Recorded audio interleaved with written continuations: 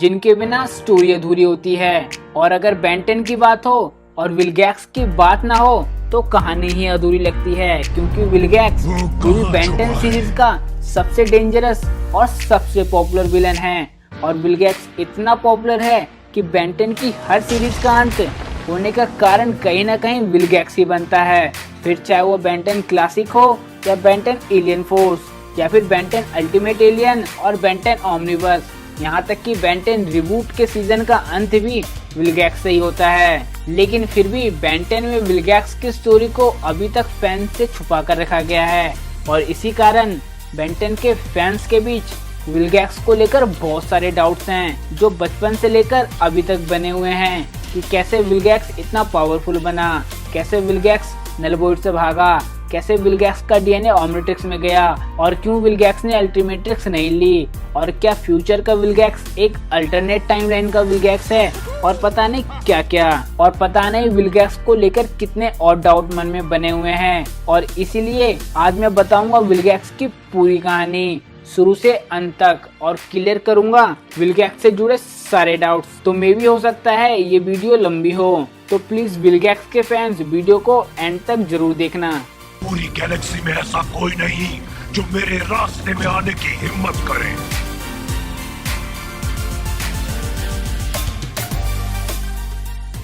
सन लगभग 1618 मरी नाम का एक प्लेनेट जहां विलगैक्स का जन्म हुआ था, और जहां विलगैक्स का जन्म हुआ था वो प्लेनेट मरी अंतरिक्ष ब्राउन दिखाई देता था, पर अंदर से ये प्लेनेट का एटमॉस्फेयर ग्रीन था। और ठीक इस प्लेनेट के आसपास कहीं नलवॉइड भी एग्जिट करता था। साथ ही इस प्लेनेट के 2 मून और एक राजधानी भी होती है जहां से सेना को कमांड दिया जाता था।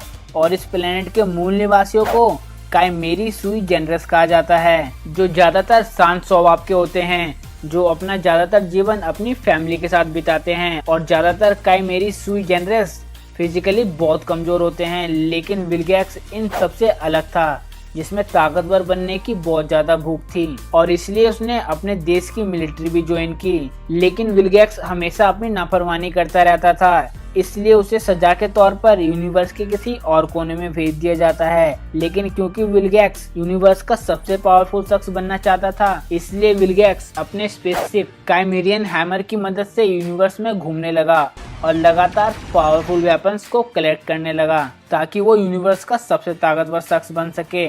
और इसके लिए विलगैक्स ने अपने कुछ साथी भी ढूंढे जो पैसों के लिए विलगैक्स का काम किया करते थे और यूनिवर्स की उम्दा टेक्नोलॉजी की खबर विलगैक्स को देते थे, जिसमें टेट्रैक्स, 66 और क्रैब भी शामिल थे। और इन्हीं में से एक टेट्रैक्स ने पेट्रोपिया का सबसे पावरफुल क्रिस्टल चुराकर विलगैक्स को बेच दिया था, जिसके बाद विलगैक्स ने टेट्रैक्स के पूरे प्लेनेट पेट्रोपिया को डिस्ट्रॉय कर दिया था। और इसी के बाद यूनिवर्स में विलगैक्स के नाम का खौफ फैल गया और धीरे धीरे विलगैक्स ने यूनिवर्स में अपने डर का साम्राज्य फैलाना शुरू कर दिया।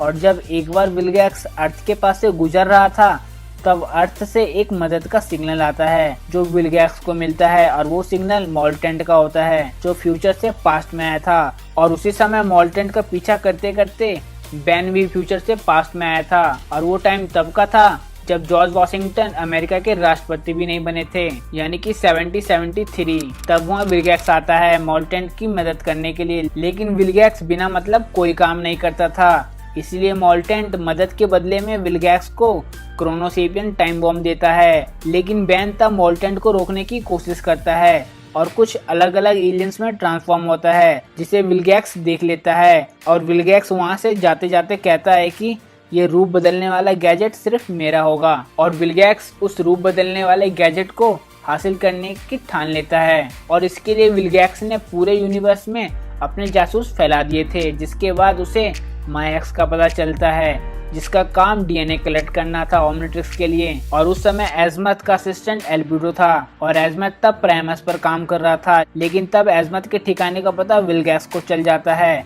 और वो उस ठिकाने पर हमला भी कर देता है और ओमनिट्रिक्स का पूरा डेटाबेस विलगैक्स के हाथ लग जाता है। और क्योंकि तब ओमनिट्रिक्स का काम पूरा नहीं हुआ था, इसलिए वो डिवाइस विलगैक्स के हाथ नहीं लगती। लेकिन बाद में ओमनिट्रिक्स का पूरा डेटाबेस विलगैक्स की शिप से एनाट्रांसिल पर क्रैश हो जाता है, जिसके बाद ओमनिट्रिक्स का पता गोस्ट्रिक उर्फ जिस्केयर को भी चल जाता है, जिसके बाद वो भी ऑमनिट्रिक्स की पावर की तलाश में जुट जाता है। और यहाँ एक छोटी सी कहानी है कि जब माया एक्स फ्लोरोना का डीएनए कलेक्ट कर रही थी तब जिस्केयर भी उस फ्लोरोना में चला जाता है, जिसके बाद बाय द मिस्टेक जिस्केयर ऑमनिट्रिक्स में जिंदा फंस जाता है।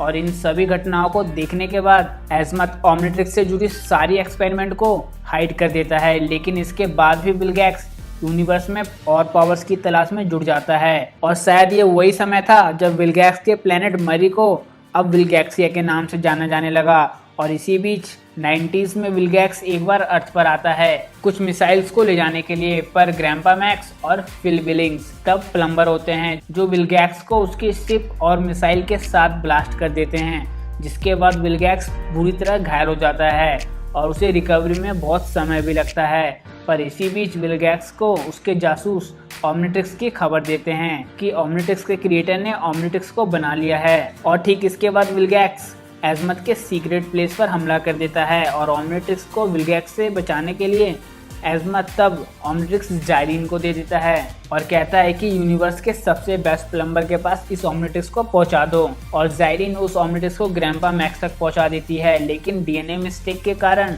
ऑमनिट्रिक्स को बैन पहन लेता है। और यहाँ से शुरू होती है विल्गैक्स की स्टोरी बेन 10 क्लासिक में, जहाँ विल्गैक्स अपने रोबो को भेजता है ऑमनिट्रिक्स को लाने के लिए, क्योंकि विल्गैक्स अपनी रिकवरी कर रहा था, क्योंकि वो इससे पहले के जंग में घायल हो चुका था। लेकिन विल्गैक्स के रोबो ऑमनिट्रिक्स को लाने में नाकाम हो जाते हैं।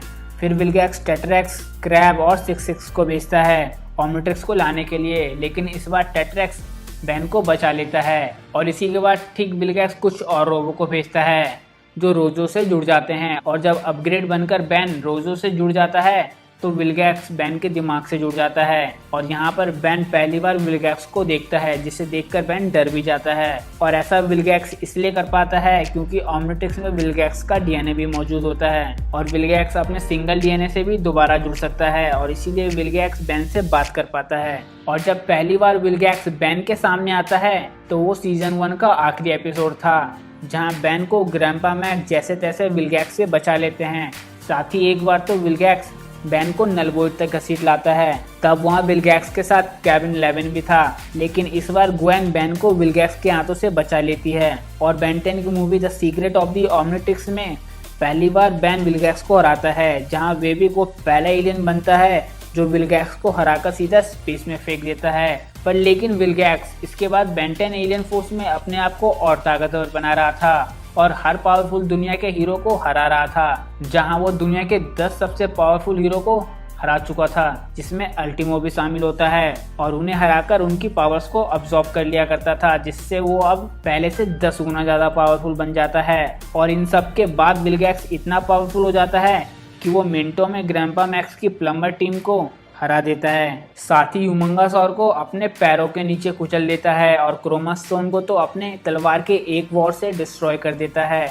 पर इन सब के बावजूद विल्गैक्स डायमंड हेड से हार जाता है, और डायमंड हेड से हारने के पीछे भी एक रीजन होता है जो मैं आपको बाद में बताऊंगा।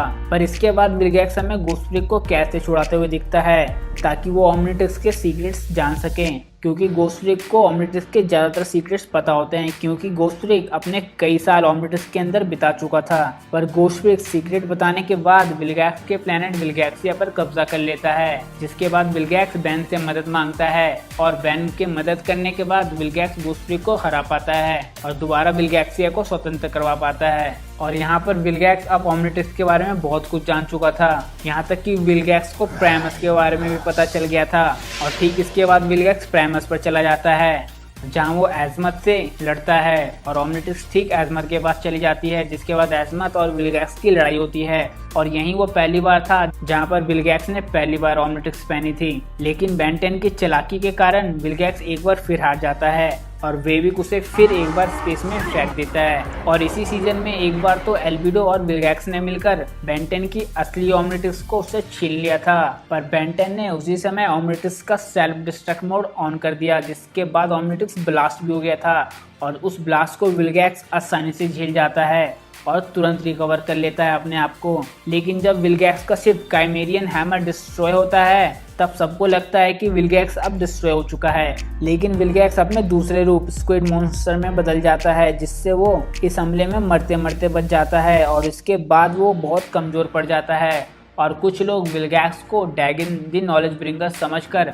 पानी के किनारे से बाहर ले आते हैं और कमजोर विलगैक्स को वहां पर एक बार फिर जान मिल जाती है और वो धीरे धीरे करके डैगन के दिल के पास पहुंचकर उसकी पावर अब्सॉर्ब कर लेता है और दोबारा विलगैक्स अपने असली रूप से भी ज़्यादा ताकतवर बन जाता है। और यहाँ विलगैक्स पहले से भी ज़्यादा पावरफुल होता है और फिर विलगैक्स साइफन को दोबारा ढूंढने निकल जाता है, जिसके बाद वो डैगन के पास जाता है और मौका मिलते ही डैगन की पूरी पावर विलगैक्स साइफन की मदद से अब्सॉर्ब कर लेता है और यहाँ विलगैक्स डैगन इतना पावरफुल बन जाता है, जिसके बाद विलगैक्स अपने फुल ओवर कॉन्फिडेंस में पहुंच जाता है और उसी समय बैन एस्केलन की मदद से विलगैक्स की सारी पावर निकाल लेता है और विलगैक्स पहले की तरह हो जाता है। पर ओमनीवर्स में विलगैक्स बिल्कुल ही अलग दिखता है, जहां वो बहुत शातिर होता है क्योंकि यहाँ विलगैक्स बेन 10 के हर डायमेंशन तक पहुंच जाता है। पर ये मैं आपको इस वीडियो के पार्ट 2 में बताऊंगा क्योंकि ये वीडियो बहुत लंबी होती जा रही है और अभी तक मैंने विलगैक्स की हल्की सी पावर भी नहीं बताई है और ना ही ओमनीवर्स के अल्टरनेट टाइमलाइन को बताया है जहाँ विलगैक्स जाता है और ना ही कोई विलगैक्स से जुड़ा फैक्ट आपको बताया है। यहाँ तक कि बहुत सारे सवाल जो विलगैक्स से बनते हैं वो भी अभी तक मैंने नहीं बताया है। और अगर आपके मन में भी विलगैक्स को लेकर कोई सा भी डाउट है जिसको आप जानना चाहते हैं तो नीचे कमेंट में जरूर लिखना। मैं जब इस वीडियो का पार्ट 2 बनाऊंगा मैं उस डाउट को पिक करके उसे अच्छे से एक्सप्लेन भी कर दूंगा। तो अगर आपको वीडियो अच्छी लगी हो तो वीडियो को लाइक जरूर करना।